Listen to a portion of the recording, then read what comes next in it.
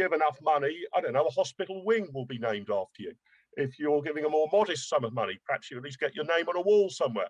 That we should, rather than just always using the stick to beat the rich and to come up with cunning plans about how we might be able to relieve them of some more of their money, because the affluent pay a huge proportion of the tax bill in the UK, perhaps we give them a bit of encouragement as well, a bit of public recognition.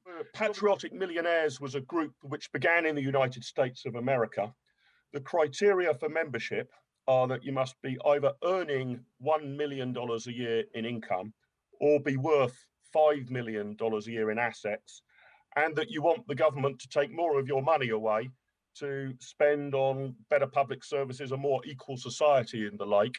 And there's now a UK branch who have taken to penning letters asking for similar things on this side of the pond. They've speculated, for example, that it would be a good idea to have a wealth tax, which they think would be a better way of paying for social care than the national insurance rise. And they want capital gains tax apparently equalised with income tax. That might mean that capital gains on certain amounts of money you make could rise as high as about 62%. So these, on the face of it, are some very well-meaning and very rich people who want a better society.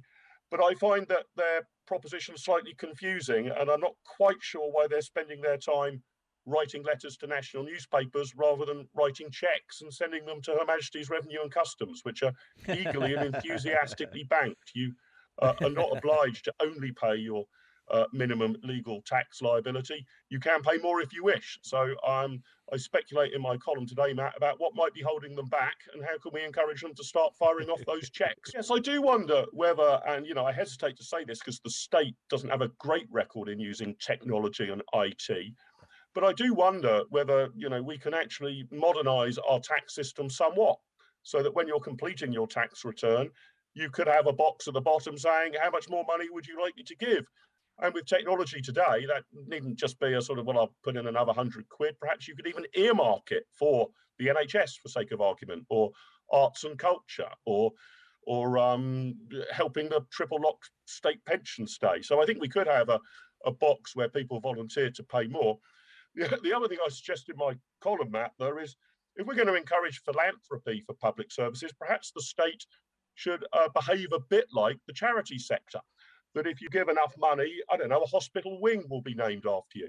If you're giving a more modest sum of money, perhaps you at least get your name on a wall somewhere. That we should, rather than just always using the stick to beat the rich and to come up with cunning plans about how we might be able to relieve them of some more of their money, because the affluent pay a huge proportion of the tax bill in the UK, perhaps we give them a bit of encouragement as well, a bit of public recognition. It's obviously their duty to pay tax, but I don't think a thank you goes amiss.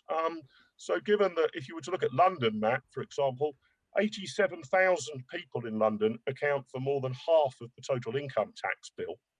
300,000 people in the United Kingdom account for about 30% of the income tax bill. You'd have to add together the next 20 million income taxpayers to raise the same amount as you do from those top 300,000. And I wonder whether we could give them a little bit of encouragement. Either if your tax bill's very high, we've seen Alan Sugar's as high as, I think, nearly £60 million in recent years, to give some recognition of that somewhere. A letter of thanks, his name on the wall, or at those sort of levels, potentially a school named after him.